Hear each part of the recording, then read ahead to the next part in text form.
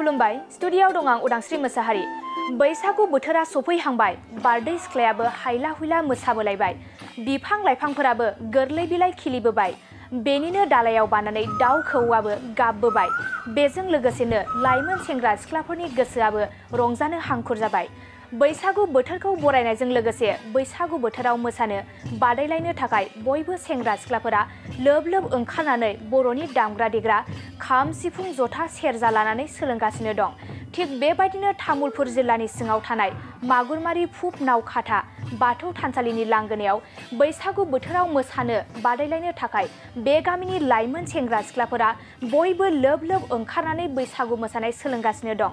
थाखानखाथा गामिनि लाइमोन सेंग्रा सिख्लाफोरा बोसोरफ्रोमबो बर'नि दामजु खाम, जथा, सिफुं, सेरजा, हारमनियाम लानानै मोसाबोनाय बायदिनो देग्लाय बोसोरावबो बिथांमोना मोसानो थाखाय साखाफारा जादों। बोसोरफ्रोमबो गुबुन गुबुन जायगाफोराव मोसाहैनानै गोबां बान्था लाबोनो हानाय बायदिनो देग्लायबो गुबुन जायगाफोराव मोसाहैनानै बान्था लाबोनो थाखाय साबसिननिफ्राय साबसिन मोसानाय सोलोंनायखौ नुनो मोन्दों।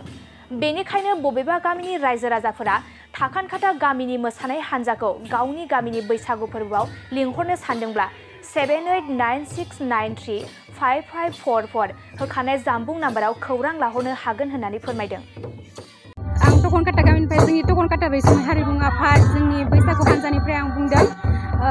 दिनै जोंनि बैसागु जोङो रंजाबोनाया दिनै सिगांथ' मोसाखादोंमोन, बाट देग्लाय आं मोननाय हिसाबै 4 बोसोर जाबाय आरोना देग्लायो।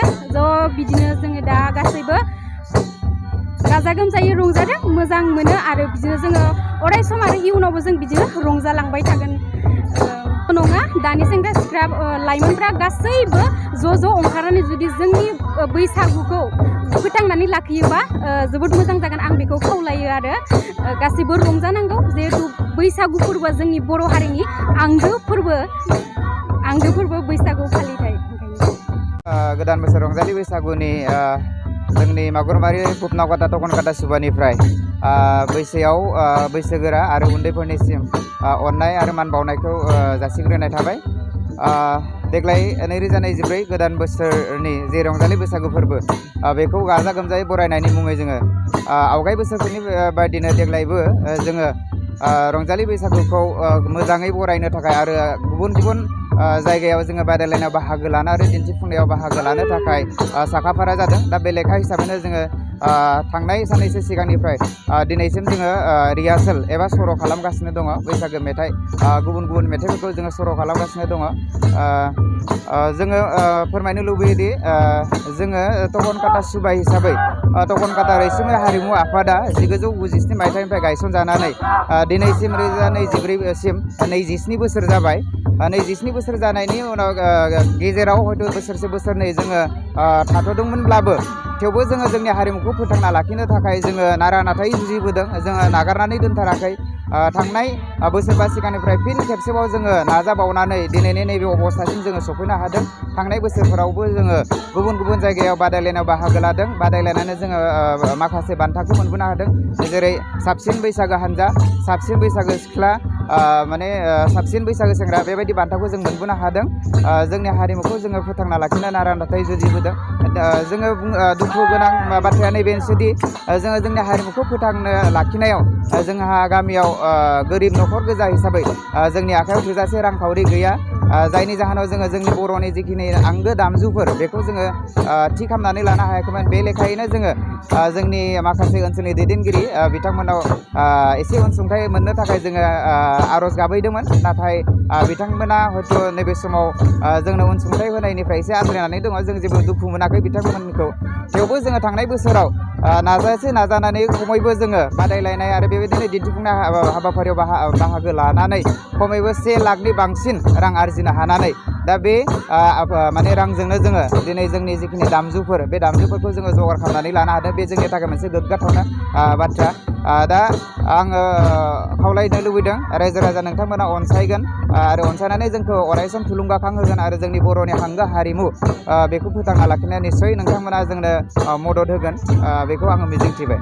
कन्टेक्ट नाम्बार लानोब्ला आं बुंनो लुबैदों नैबे समाव 7000261048 बे कन्टेक्ट नाम्बाराव कल खालामोब्लाबो नोंथांमोना जोंनि बैसागु हानजाखौ मोननो थाखाय जगाजग खालामनो हागोन आरो जोङो बादायलायनायावबो बाहागो लायो आरो लोगोसे जोङो दिन्थिफुंनाय जायखौ एग्जिबिशन होननानै बुंदों बे एग्जिबिशननि थाखायबो जोंखौ माने हांख्रायनो हागोन आरो जोङो भुबनावकाटा मागुरमारि टकनकाटा सुपायाव जोङो जोंनि दिननिफ्रायनो बे जोङो हारिमुखौ बर'नि हारिमुखौ जोङो फोथांना लाखिनो थाखाय जोङो नाजाबोदों आरो दिनैहाय जोंनि गामिनिनो लाइमोन सेंग्रा सिख्लाफ्रा बे हारिमुखौ गाजा गोमजायै फालिनो थाखाय ओंखारबोदों नाथाय एसे दुखु गोनां बाथ्रा जे गोबां ओनसोलाव बे बर' हारिनि हारिमुखौ जोङो दिन्थिफुंनायखौ जों नुनो मोनलिया बेनिखायनो जों बयबो रायजो राजाखौ जोङो खावलायो दि जों बर'नि हारिमुखौ फोथांना लाखिनो थाखाय बयबो नाजानांगौ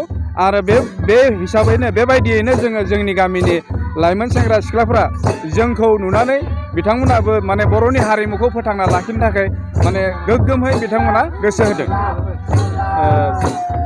आङो दिनैहाय मा बुंगोन बिथांमोनखौ जोबोरै थुलुंगा होदों जोङो जोबोरै मदद होदों जोङो माने रांखान्थियारि बा जोङो बा जेबो दामनाय देनाय बा जों मेथाइ खननायाव जों बिथांमोनखौ जोङो हेफाजाब होयो लोगोसे बिथांमोनाबो माने नाजागासिनो दङ साबायखर थाबाय दिनै बेखिनिखौनो बुंनानै आं गोजोनथाव खौरां बाजाज बाइक लानो गोसो गुदुं सुबुंफोरनि थाखाय गोजोनथाव खौरां क'क्राझार सहराव थानाय दावहारु अट' एजेन्सिया 27 मार्चनिफ्राय 30 एप्रिलसिम बिहु एन्ड ईद धामाका अफार आरो एक्सचेन्ज मेलानि गोबां खाबुफोर होगासिनो दं